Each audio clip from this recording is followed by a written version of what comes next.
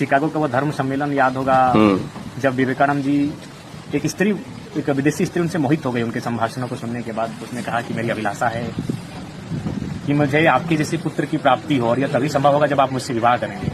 तो विवेकानंद जी ने बड़े सुंदर उत्तर दिया, एक काम करिए, आप मुझे ही अपना पुत्र मान लीजिए, इससे क्या होगा, आपको मेरे से पुत्र भी प्राप्त हो जाएगा और मेरे ब्रह्मचर्य का व्रत भी नहीं टूटेगा। तो उस विचार को अनुपालन कर पाना आज के परिदृश्य में, वैसे वैसे सोच को रख पाना, वो कहते थे कि भारत की वहाँ फुटबॉल खेलिए, फुटबॉल इसलिए खेलिए ताकि वहाँ जात पात प्रांत के मजहब की जो भेदभाव वो नहीं दिखती है। जब खिलाड़ी मैदान में खेलने उतरता है तो उसके लिए एक ही गोल होता है, टीम के लिए गोल करना, टीम के लिए मैच को विन करना।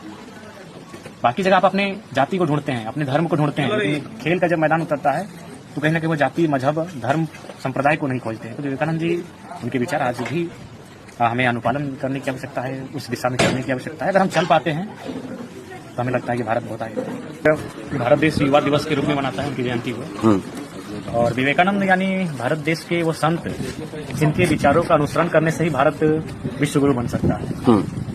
आज विवेकानंद वो व्यक्ति थे जिन्होंने भारत के लिए एक आदर्श भारत के सपने को देखा था। आज भी आवश्यकता है उनके विचारों को आत्मसात करने की। उनके उच्च कोटि के विचार, उनके कार्य, कम आयु में उन्होंने जो दिया समाज को योगदान, वो कहीं ना कहीं अनुकरणीय है। उसे हमें अनुकरण करना चाहिए, उन दिशा में बढ़ने की आवश्यकता है। हमारे देश के आज जो परिस्थितियां उत्पन्न हुई हैं, इस बात को तो स्वीकारना होगा, भले कोई कितनी बड़ाई करे। आज देश में जो तमाम स्थितियां हैं वो नकारात्मक है। तमाम सामाजिक स्तर, हर एक स्तर पर हम एक नकारात्मक स्थिति में हैं। तो उसका कारण कहीं ना कहीं है महापुरुषों से हमारी सोच का ना मिलना, उनके जैसा हम ना सोचना, उनके जैसा ना करना।